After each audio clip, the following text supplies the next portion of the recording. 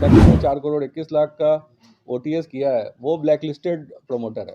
वो आज के समय फरार है। जमीन पे कोई भी काम नहीं हुआ, 300 करोड़ डिसबर्स हुआ, तो कितनी दफा गलत पेपर सबमिट हुआ, कितनी दफा गलत पेपर को एक्सेप्ट किया गया।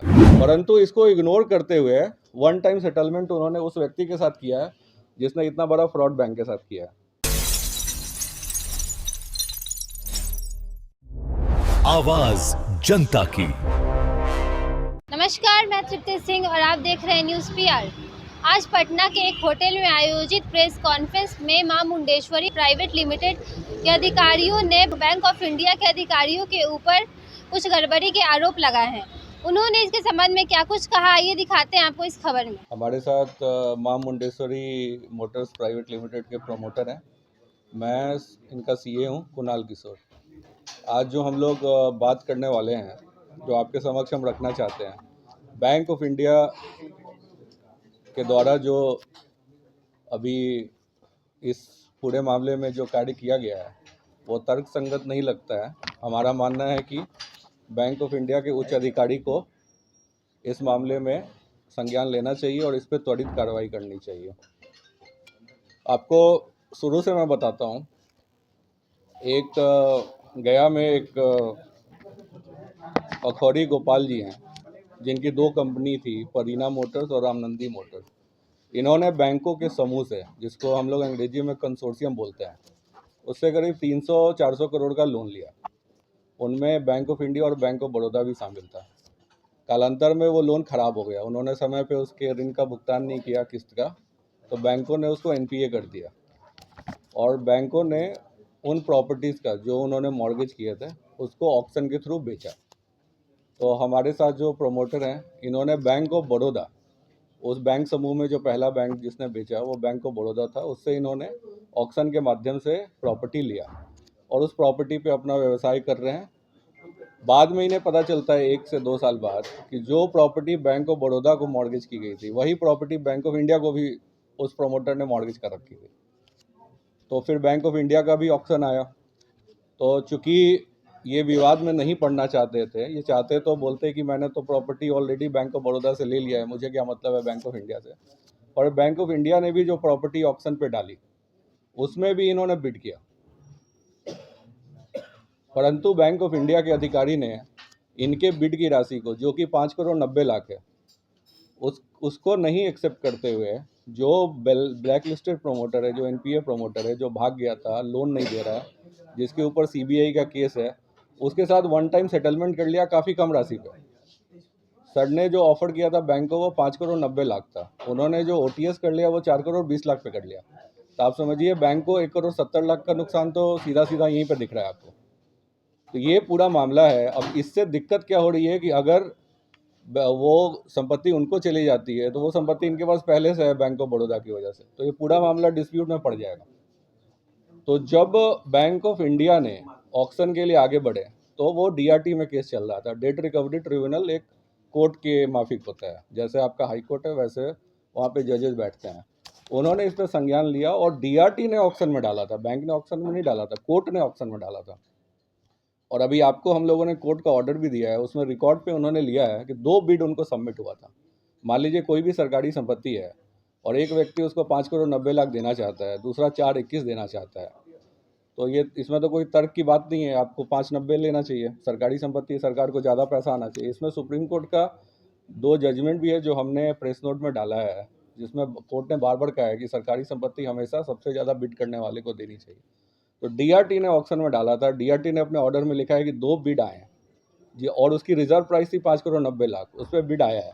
अगर कोई मुझे 5 करोड़ 90 लाख देना चाहता है तो बैंक किस कानून के अंतर्गत, किस तर्क के अंतर्गत 421 पे उसने ओटीएस किया है, यही यहाँ पे मामला है। अब हमारे प्रोमोटर बैंक के सारे उच्च अधिकारी से मिल रहे हैं, परंतु इन्हें कोई उचित परिणाम नहीं मिल रहा है। तो इसलिए हम लोगों ने प्रेस कॉन्फ्रेंस किया है। हम चाहते हैं कि जो बैंक ऑफ इंडिया के मैनेजिंग डायरेक्टर है वो खुद इस मामले का संज्ञान ले। अभी संपत्ति हस्तांतरित नहीं हुई है। आपको एक और चीज़ समझना होगा, जिस शख्स ने 4 करोड़ 21 लाख का ओटीएस किया है वो ब्लैक लिस्टेड प्रोमोटर है। वो आज के समय फरार है, ही इज एब्सकॉन्डिंग। क्या नाम है उनका? नाम है अखौरी गोपाल। वो मालिक थे एक प्रेमनंदी परिणा मोटर्स और रामनंदी मोटर्स के और भी फर्म हो गए। और भी फर्म है उनके। उन जितना भी उन्होंने लोन लिया सारा लोन खराब है और सारे पे सीबीआई के केसेस है। हमने सीबीआई के केस का, ये मामला गया का है, गया के शहर में, वो लोकेशन भी आपको मिल जाएगा। इसमें एक आपको मैं बताता हूँ, ये फ्रॉड का पूरा बात आप समझिएगा। जो वो प्रमोटर थे उसने करीब 3 एकड़ कुछ डेसिमल मॉर्गेज किया था बैंक ऑफ इंडिया को। बैंक ऑफ इंडिया जब इसको बेचने गया ऑक्शन में तो सर्कल ऑफिस से रिपोर्ट लेना पड़ता है कि वास्तव में कितना ज़मीन है, तो पता चला वो मात्र 1 एकड़ 67 डेसिमल ज़मीन है। आप समझिए कि मॉर्गेज में भी फ्रॉड है। तो वो जो ऋण हुआ था जिस समय बैंक ऑफ इंडिया और बैंक ऑफ बड़ौदा ने किया है, उसमें बड़े स्तर पे फ्रॉड था।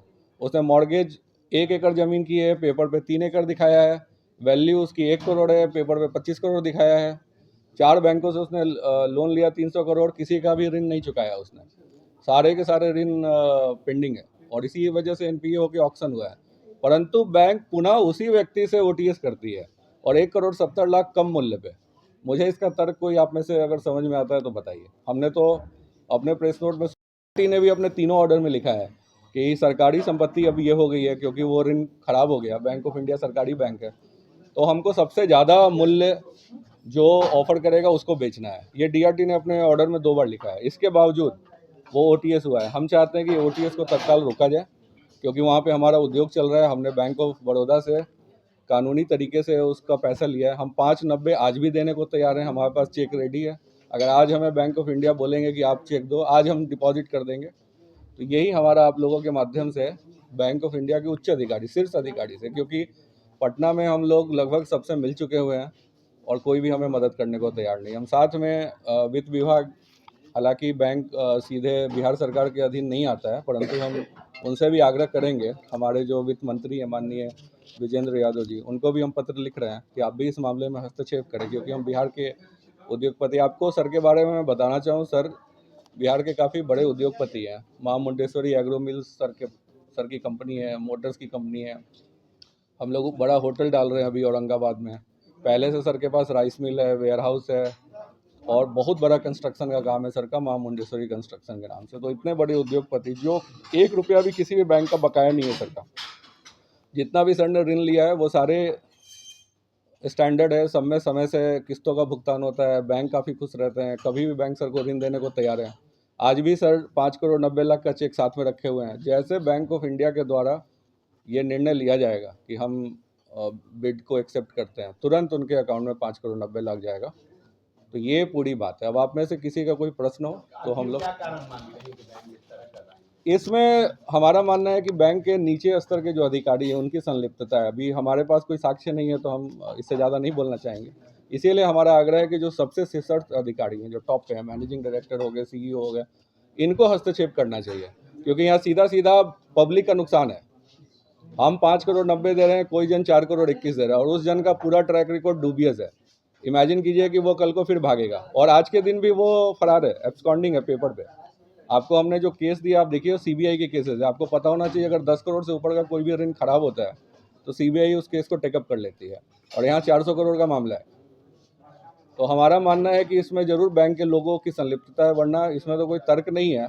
ये 4.21 के ऑफर को आप एक्सेप्ट कर रहे हैं, 5.90 को रिजेक्ट कर रहे हैं। और 5.90 ऐसा नहीं है कि हमने कोई एक दिन के लिए दिया, वो ऑफर हमारा अभी भी वैलिड है, आज के दिन हम दे रहे हैं। ऑक्शन में हायर रेंज पे जाना बिड होने के बाद भी जी वही यही तो सवाल है और इसीलिए हम मतलब we are force to come into this press conference. अगर हमको बैंक हमारी बात सुनता तो वहीं कर लेते हैं। आप जैसे सोच रहे हैं हम भी वैसे ही सोच रहे हैं कि आखिर क्या वजह हो सकती है ये 4.21 का। और ये ओटीएस आप करते हैं किसी ऐसे व्यक्ति के साथ जिस पे आपको भरोसा हो कि आगे वो सही व्यवहार दिखाएगा, क्रेडिट बिहेवियर बोलता है, पर जिसका बिहेवियर इतना डूबियस है, जो इतना बड़ा लोन लेकर के फर्जीवाड़ा करता है, जो बैंक को गलत दस्तावेज प्रस्तुत। आप समझिए बैंक ऋण की मैं आपको प्रक्रिया समझाता हूँ। अगर कोई आप बैंक लोन लेते हैं तो जितना भी आप दस्तावेज देते हैं उसका लीगल रिपोर्ट बनता है किसी लॉयर से। वहाँ पे फ्रॉड हुआ है, किसी लॉयर ने लिख के दिया कि 3 एकड़ ज़मीन है जबकि वो मात्र 1 एकड़ ज़मीन थी। फिर एक वैल्यूअर उसको वैल्यू करता है, वो भी इंडिपेंडेंट आदमी होता है, उस आदमी ने भी उसको ज़्यादा वैल्यू लगाया है। आप समझिए बात को। इसके बाद से बैंक ऋण एक बार में नहीं देती। अगर 300 करोड़ का ऋण है तो पहले 20 करोड़ देती है, फिर 20 करोड़ का यूटिलाइजेशन मांगती है कि कहाँ इस्तेमाल हुआ, तब अगला 20 करोड़ जाता है। वहाँ ग्राउंड पे कोई काम ही नहीं हुआ, 300 करोड़ डिसबर्स हो गया। तो कितने स्तर पे यहाँ पे आपको फ्रॉड दिखता है, खैर इससे हम लोगों को मतलब नहीं है। हम तो बैंक ऑफ बड़ौदा के ऑक्शन से हमारी कहानी शुरू होती है। बैंक ऑफ बड़ौदा ने ऑक्शन किया, हमने कुछ उसमें प्रॉपर्टी लिया, हमने वहाँ उद्योग डाल दिया, वो उद्योग हमारा चल रहा है। इसके बाद पुनः बैंक ऑफ इंडिया का ऑक्शन आता है, तब पता चलता है कि कुछ प्रॉपर्टी जो बैंक ऑफ बड़ौदा में है वो बैंक ऑफ इंडिया में भी मॉर्गेज है। ये भी एक फ्रॉड है। आप एक प्रॉपर्टी को दो बैंक में मॉर्गेज नहीं कर सकते हैं। इस वजह से हम इसमें फंसे हुए हैं। तो हमारा बैंक ऑफ बड़ौदा से कोई दिक्कत नहीं है, उन्होंने ऑक्शन किया, हमारे को टाइटल मिल गया, हमारा म्यूटेशन हो गया। अभी बैंक ऑफ इंडिया जो मॉर्गेज जो ऑक्शन की है उसमें हम बिड किए हैं, केवल इसलिए ताकि हमारा ये सारा मामला सल्टा जाए, हमारे को जो वो ज़मीन पूरी मिल जाए और हम अच्छे से अपना उद्योग का काम करें। सर काफ़ी बड़े उद्योगपति हर साल 100-200 करोड़ का प्रोजेक्ट लाते रहते हैं, जो रांची में रहते हैं परंतु बिहार से ही जुड़े हुए हैं, यहीं के हैं। तो हर साल 100-200 करोड़ का कुछ ना कुछ प्लानिंग, कभी होटल, कभी राइस मिल, कभी कुछ डालते हैं। तो इसलिए हम लोग ज़मीन लेते हैं और उस पर उद्योग डालने के लिए। तो हम लोगों ने 5 करोड़ 90 लाख का बिड किया है। वो बिड हमारा आज के दिन भी वैलिड है, परंतु इसको इग्नोर करते हुए वन टाइम सेटलमेंट उन्होंने उस व्यक्ति के साथ किया है जिसने इतना बड़ा फ्रॉड बैंक के साथ किया है। तो ये सर बताएंगे। सबसे मिल चुका है। अच्छा, आपने एक एकड़ के साथ साथ 3 एकड़ भी बताया है, तो क्या लगता है कि बैंक के साथ साथ एडमिनिस्ट्रेशन लेवल पे भी समझौता देखने को मिलेगा? जी, एडमिनिस्ट्रेशन से आपका क्या तात्पर्य मुझे नहीं पता, पर जैसा मैंने आपको बताया किसी भी ऋण की प्रक्रिया में जो भी आप ज़मीन मॉर्गेज करते हैं तो एक लॉयर बैंक रखता है जो बताता है कि ये ज़मीन कितना है और ये ज़मीन का मालिक कौन है, ताकि उसी से मॉर्गेज करा पाए। मान लीजिए ज़मीन का मालिक आप हैं तो हम इनसे मॉर्गेज नहीं कराएंगे, तो उसके लिए उसको बोलते हैं टाइटल इन्वेस्टिगेशन रिपोर्ट। वो पूरा फ्रॉड हुआ है। दूसरा व्यक्ति का रोल होता है वैल्यूअर का, वो बताता है कि ये जो ज़मीन मॉर्गेज की जा रही है इसकी वैल्यू कितनी है। अब अगर वो ज़मीन ही 1 एकड़ है तो वो 3 एकड़ की वैल्यू कैसे लगा रहा है, तो वहाँ पे भी गलती हुई है।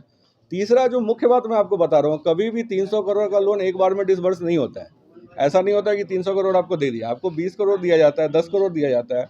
आप उसका इस्तेमाल हमें बताते हैं सीए से साइन करके कि ये इस्तेमाल हुआ है, तब दूसरी किस्त जाती है, फिर उसका बताते हैं, तब तीसरी किस्त जाती है। अब मुझे बताइए, ज़मीन पे कोई भी काम नहीं हुआ, 300 करोड़ डिसबर्स हुआ, तो कितनी दफ़ा गलत पेपर सबमिट हुआ, कितनी दफ़ा गलत पेपर को एक्सेप्ट किया गया। ये सारा जो करता है उससे आप लोअर ऑफर कैसे एक्सेप्ट कर सकते हो उस व्यक्ति से? ये यहाँ पे बड़ा सवाल ये है। जैसा कि आपने देखा, कंपनी के अधिकारी द्वारा बैंक पर नीलामी प्रक्रिया में कुछ गड़बड़ी करने का आरोप लगाया जा रहा है। ऐसे ही खबरों को देखने के लिए देखते रहिए न्यूज़ PR। तब तक के लिए धन्यवाद।